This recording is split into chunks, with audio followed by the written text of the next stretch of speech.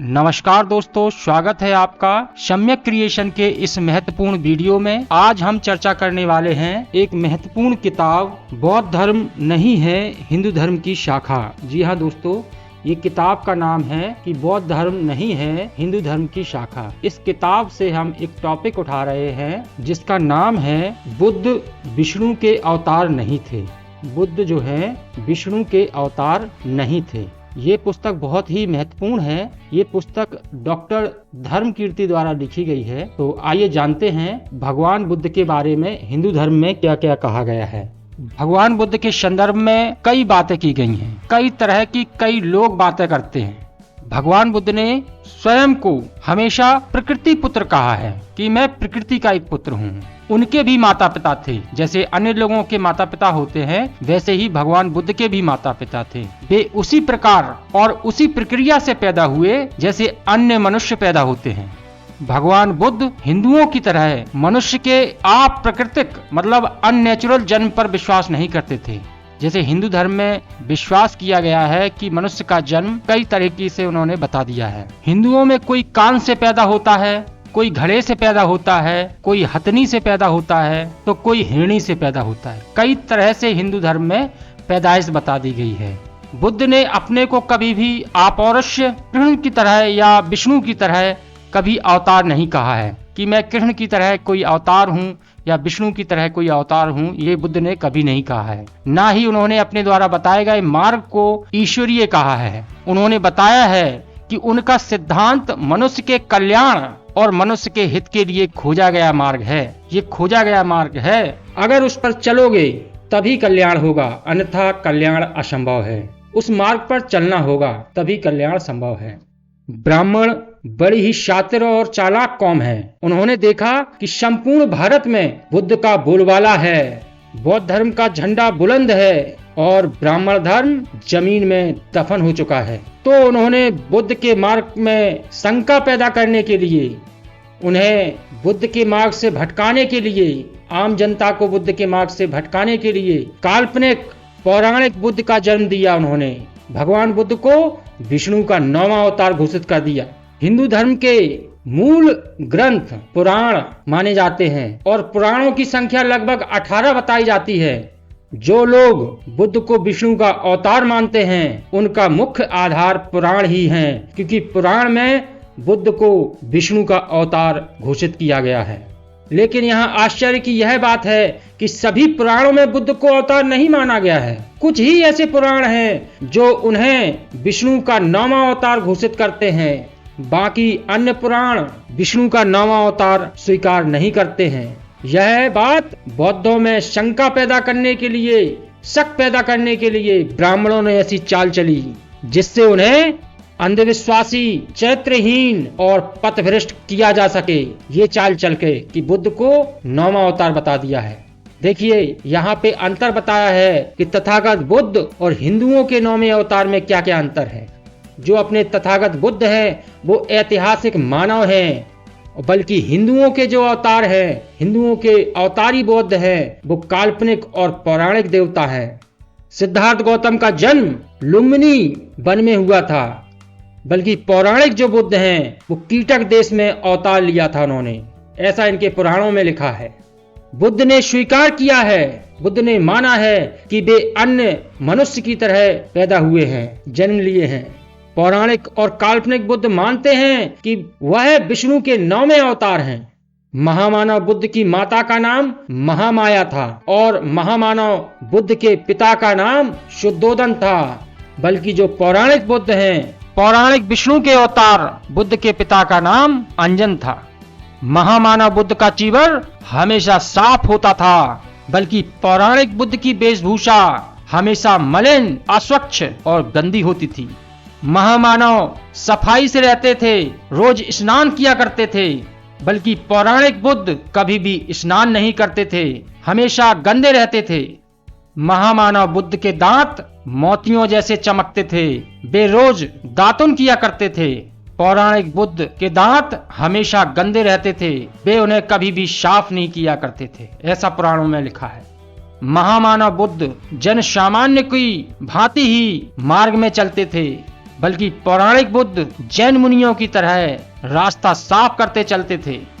महामानव बुद्ध का साध्य बहुजन हिताय बहुजन सुखाय लोका अनुकंपाय था, बल्कि पौराणिक बुद्ध का उद्देश्य ब्राह्मण हिताय ब्राह्मण सुखाय और पाखंडी हिंदुओं पर अनुकंपा करना था। मानव कल्याण के लिए शील समाधि प्रज्ञा का प्रचार महामानव बुद्ध करते थे, बल्कि जो ब्राह्मणी बुद्ध हैं वो मौज मस्ती के लिए दुश्चरित अनैतिक अंधविश्वासी और पाखंड का प्रचार करते थे। भगवान बुद्ध चारका के समय अपने हाथ में भिक्षा पात्र रखते थे और पौराणिक बुद्ध अपने हाथ में रास्ता साफ करने के लिए झाड़ू रखते थे।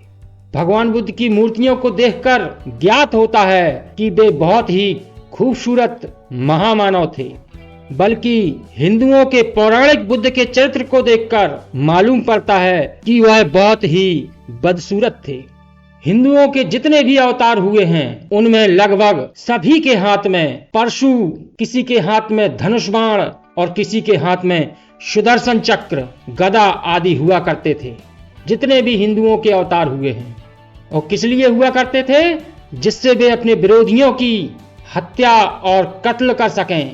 हिंदुओं के अवतार नरसिंह जो कि आधा मनुष्य था और आधा शेर था, नरसिंह ने हिरण्याकश्यप की हत्या की और परशुराम ने 21 बार अपने परशु से क्षत्रियों को काटकर पृथ्वी को क्षत्रिय विहीन कर दिया था। राम ने रावण को और उसके परिवार और पूरी लंका के निवासियों का कत्लेआम किया था। राम ने ही शूद्र शंभुक की हत्या इसलिए कर दी थी कि वह तपस्या के बल पर स्वर्ग जाना चाहता था, और श्री कृष्ण ने अपनी चालबाजियों से कौरव और पांडवों में युद्ध करा दिया था और अपने सुदर्शन चक्र से अनेक लोगों का कत्ल कर दिया था। इसी प्रकार विष्णु के और भी अन्य अवतार भी हुए हैं। अनेकों लोगों का कत्ल किया गया है उन अवतारों के माध्यम से। और भविष्य में आने वाला विष्णु का 10वां अवतार जिसका नाम कल्कि होगा, वो क्या करेगा? वो बौद्धों का कत्लेआम करेगा, उनका बीज वंश नष्ट करके सर्वनाश करेगा। यह हैं हिंदू धर्म के विष्णु के 9वें अवतार के क्रियाकर्म। वैदिक युग में हिंदू धर्म के जन्म के समय, जब हिंदू धर्म जन्म हुआ था, तब ब्राह्मण और क्षत्रिय अव्वल दर्जे के शराबी, कबाबी, व्यभिचारी, बलात्कारी और हत्यारे हुआ करते थे। जितने भी हिंदुओं ने अपने देवी देवताओं और अवतारों की कल्पना की थी, उस कल्पना में जितने भी देवी देवताओं की हिंदुओं ने कल्पना की और जितने भी अवतारों की कल्पना की हिंदुओं ने, उस कल्पना में उन्होंने मनोविज्ञान की प्रक्षेपीय कौशल ने प्रभावकारी काम किया। मतलब यहाँ है कि जितने भी शराबी, कबाबी, व्यभिचारी, बलात्कारी और हत्यारे हिंदू धर्म में थे, उन्होंने अपने ही जैसे, जो जैसा होता है वैसा ही सोचता है, उन्होंने अपने ही जैसे देवी देवताओं को और अवतारों की कल्पना की। इस बात को सिद्ध किया जा सकता है। यदि कोई व्यक्ति एक आंख से काना होगा, एक आंख उसकी नहीं होगी किसी व्यक्ति की, तो वह व्यक्ति क्या करेगा? अपने ही जैसे व्यक्ति की कल्पना करेगा कि हमारे ही जैसे ईश्वर होंगे, एक आंख के ईश्वर होंगे, ऐसी कल्पना करेगा। और जिस व्यक्ति की वह कल्पना करेगा वह व्यक्ति भी काना ही होगा। इसी प्रकार वैदिक संस्कृति का युग हो या कहें हिंदू संस्कृति का युग हो, उस युग में भी हिंदुओं ने अपने ही जैसे अवतारों, देवी देवताओं की कल्पना की थी। जैसे वे लोग थे वैसी ही अवतारों, देवी देवताओं की कल्पना की। उनमें वे सभी दुर्गुण ठूस ठूस कर भर दिए गए हैं जो हिंदुओं में पाए जाते थे। वो जैसा करते थे वैसा ही उन्होंने देवी देवताओं के लिए कल्पना कर दी है। भारतीय इतिहास बताता है कि अपने जमाने में हिंदू हत्यारे थे, चोर थे, शराबी थे, झूठ बोलने वाले थे, व्यभिचारी थे, बलात्कारी थे और शोषक थे, दूसरों को सताने वाले थे। इसलिए उन्होंने काल्पनिक अवतारों और देवी देवताओं की कल्पना करते समय भी उसी बात को ध्यान रखा। ये मनोविज्ञान ने सिद्ध कर दिया। वो जैसे थे उसी पद्धति का उन्होंने कल्पना की उन्हें भी अपनी ही तरह हत्यारे, चोर, शराबी, लफंगे, बदमाश, चरित्रहीन, झूठे और व्यभिचारी, बलात्कारी बना दिया। देवी देवताओं को भी, काल्पनिक देवी देवताओं अवतारों को भी अपने ही जैसा बना दिया। वैसा ही चरित्र इन्होंने कल्पना की जैसे वे थे। हिंदुओं के अवतारों के विरुद्ध महामानव भगवान बुद्ध का चरित्र निष्कलंक था, साफ सुथरा था। उनकी शील, मैत्री, करुणा और प्रज्ञा विश्व प्रसिद्ध और महानतम थी। उनके धर्म में प्रतिज्ञा लेते समय, प्रवेश करते समय उपासकों को पंचशील और भिक्षुनियों को अष्टांगिक मार्ग की प्रतिज्ञा लेनी पड़ती थी। मतलब प्राणी मात्र की हिंसा से उन्हें दूर रहना पड़ेगा, चोरी से दूर रहना पड़ेगा, व्यभिचार से दूर रहना पड़ेगा, झूठ बोलने से दूर रहना पड़ेगा, ऐसी शिक्षा ग्रहण करना पड़ेगा। ऐसी शर्त बौद्ध धर्म में दीक्षा लेने से पूर्व भगवान बुद्ध ने निर्धारित की थी कि शराब, गांजा, भांग आदि मादक पदार्थों के सेवन से दूर रहना होगा। ऐसी शिक्षा ग्रहण करने की शर्त थी। और असमय, विकाल भोजन, किसी भी समय भोजन ना ग्रहण करने की भी शिक्षा भगवान बुद्ध ने दी थी। ऊंचे गद्देदार आसन और शैया से दूर रहने की शिक्षा दी थी। नाच गाना, माला बजाना, तेल इत्यादि इत्र, इन सभी से दूर रहने की शिक्षा भगवान बुद्ध ने दी थी। शील, करुणा, मैत्री, प्रज्ञा पर आधारित धम्म की शिक्षा भगवान बुद्ध ने दी थी। भगवान बुद्ध ने धम्मपद और सूत्र निपात आदि ग्रंथों में अहिंसा मतलब जीव हत्या ना करने की हिदायत दी थी। और कहा भी गया है, जैसा मैं हूं वैसा ही अन्य जीवों को देखना चाहिए, वैसा ही अन्य जीवों को समझें।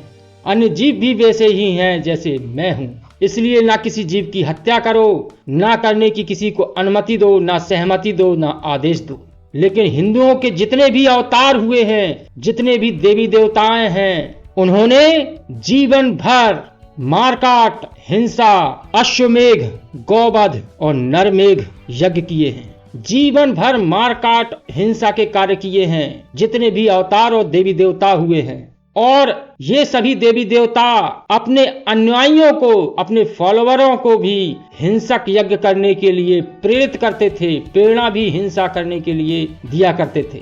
श्री कृष्ण ने अर्जुन के द्वारा नाग यज्ञ कराकर, जिसमें हजारों नाग जातियों के स्त्री पुरुष, बूढ़े बच्चे आदि को जीवित ही जला दिया था। ये थे अवतारी देवी देवता और महापुरुष। हिंसा इनकी आदत में था। और बात करें तो बुद्ध के युग में, जब बुद्ध के समय था, उस समय राजा प्रसेनजित के द्वारा एक यज्ञ कराया गया था, बड़ा प्रसिद्ध यज्ञ करवाया गया था, जिसे भगवान बुद्ध ने जाकर बंद करवाया था। और दूसरी तरफ देखें तो महाभारत की कथाओं में आता है, श्री कृष्ण के द्वारा कराए जाने वाले महाभारत के युद्ध में लाखों लोगों को गाजर मूली की तरह कटवा दिया गया था। और इसके विरुद्ध जस्ट विपरीत भगवान बुद्ध ने रोहिणी नदी का सिंचाई के लिए पहले पानी पर शाक्यों और कोलियों के बीच में होने वाले युद्ध को रुकवाया था। बुद्ध युद्ध को रुकवाते थे और हिंदुओं के देवी देवता अवतार युद्ध कराने में, महाभारत कराने में माहिर थे। कहने का यहाँ पे मतलब है कि भगवान बुद्ध ने सभी उपदेश मानवीय मूल्यों के संवर्धन, मतलब प्रज्ञा, मैत्री, शील, करुणा और सत्य, अहिंसा पर निर्भर करते थे। जितने भी भगवान बुद्ध के उपदेश थे, उन सभी में प्रज्ञा, मैत्री, शील, करुणा, सत्य, अहिंसा इन्हीं पर आधारित थे। और जस्ट उल्टा इसके ब्राह्मणों ने अपने शातिर और चालबाज दिमाग का प्रयोग करके ऐतिहासिक और प्राकृतिक महामानव के सामने पौराणिक विष्णु के अवतार के रूप में दूसरे काल्पनिक और मनगढ़ंत बुद्ध को लाकर खड़ा कर दिया। मनगढ़ंत काल्पनिक बुद्ध को लाकर खड़ा कर दिया प्राकृतिक और महामानव के खिलाफ। पौराणिक विष्णु के अवतार को लाकर खड़ा कर दिया, जो महादानव और दुष्ट अवतार था।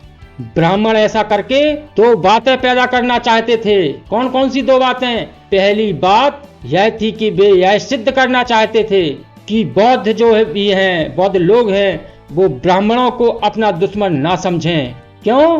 क्योंकि वे तो भगवान बुद्ध को विष्णु के 9वें अवतार के रूप में पूजा करते हैं। बौद्ध लोगों से हमदर्दी लेने के लिए उन्होंने पौराणिक बुद्ध को खड़ा कर दिया।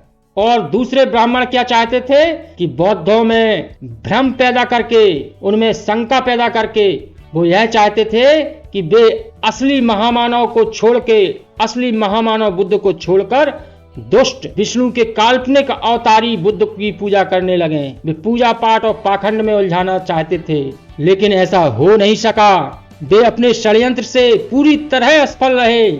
महामानव बुद्ध का धर्म इतना स्पष्ट, सुस्पष्ट है, बिल्कुल क्लियर है कि दुनिया के किसी भी बौद्ध देश में महामानव बुद्ध को विष्णु का अवतार स्वीकार नहीं किया गया है।